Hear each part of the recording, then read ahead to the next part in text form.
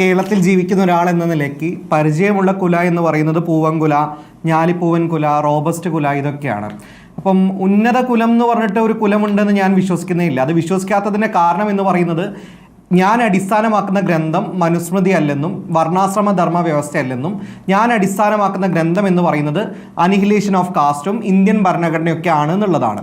നോക്കൂ, ഉന്നത കുലജാതർ എന്ന പ്രയോഗം അത്ര സ്വാഭാവികമായ ഒരു സ്ലിപ്പ് ഓഫ് ടങ് ഒന്നുമല്ല.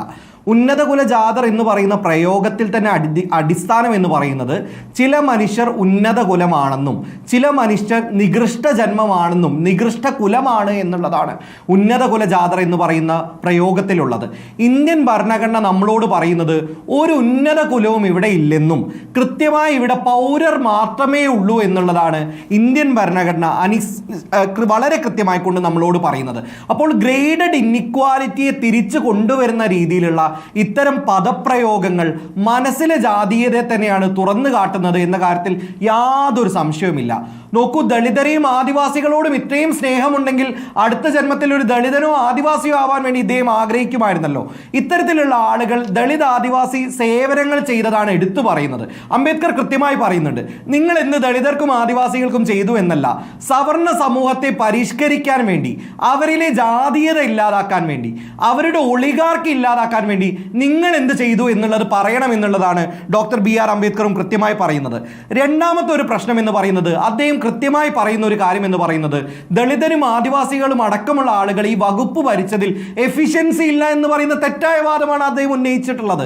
നോക്കൂ, തോമസ് വിസ്കോഫും അശ്വിനി ദേശ്പാണ്ഡെയും നടത്തിയുള്ള പഠനത്തിൽ പറയുന്നു, ഇന്ത്യൻ റെയിൽവേക്കകത്ത് ദളിതരും ആദിവാസികളും വന്നതിൽ പിന്നെയാണ് ആ മേഖല എഫിഷ്യൻസി ആയിട്ടുള്ളതെന്ന്. ലോകത്താകമാനം മെക്കിൻസി നടത്തിയുള്ള പഠനം എന്താണ് തെളിയിക്കുന്നത്? അതത് രാജ്യത്തെ ഇൻഡിജീനിയസ് കമ്മ്യൂണിറ്റി എപ്പോഴൊക്കെയാണ് മേഖലകളിലേക്ക്, പ്രൈവറ്റ് ഫേമുകളിലേക്ക് കടന്നു വന്നത്, പ്രോഫിറ്റ്, പ്രൊഡക്ടിവിറ്റി കുത്തനെ ഉയർന്നു എന്നാണ് പറയുന്നത്. അപ്പോൾ വളരെ കൃത്യമായി ഞങ്ങളെ ഭരിക്കാനും ഞങ്ങളുടെ കാര്യങ്ങൾ നോക്കാനും പ്രാപ്തിയുള്ള എഫിഷ്യൻസിയുള്ള മനുഷ്യരാണ് നിങ്ങൾ. മൂന്നാമതായി ഇത് ചരിത്രപരമായിട്ടുള്ള ഒരു വെല്ലുവിളി കൂടിയാണ്.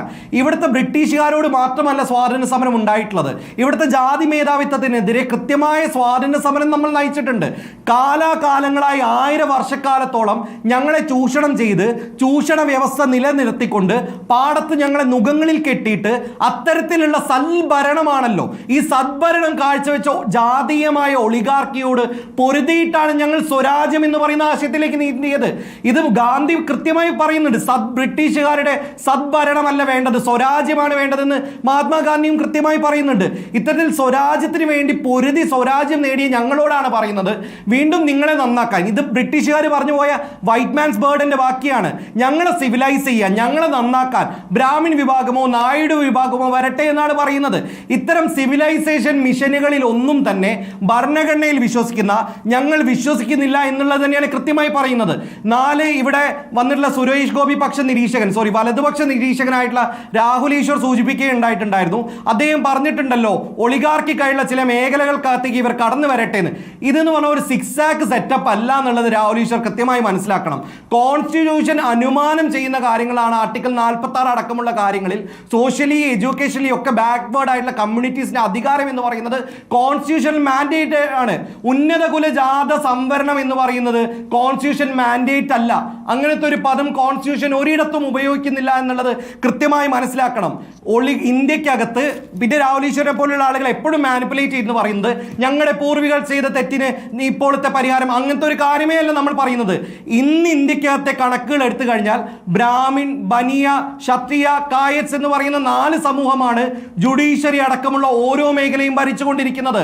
അത്തരം മേഖലകൾക്കകത്ത് ഇന്നത്തെ കണക്കുകൾ പ്രകാരം ഒളിഗാർക്കിക്കായിട്ട് ഈ കമ്മ്യൂണിറ്റീസ് നിൽക്കുന്നുണ്ടെങ്കിൽ അത്തരം ഇടങ്ങളിലേക്ക് അഡിക്കേറ്റ് ആയിട്ടുള്ള റെപ്രസെന്റേഷൻ വേണം എന്നുള്ളതാണ് നമ്മൾ പറഞ്ഞുകൊണ്ടിരിക്കുന്നത്. അപ്പോൾ സുരേഷ് ഗോപി പറയുന്ന ഉന്നത കുലജാതവാദത്തെ യാതൊരു രീതിയിലും അംഗീകരിക്കാൻ ഇന്ത്യയിലെ ഒരു പൗരൻ എന്ന നിലയിൽ ഞാൻ തയ്യാറല്ല.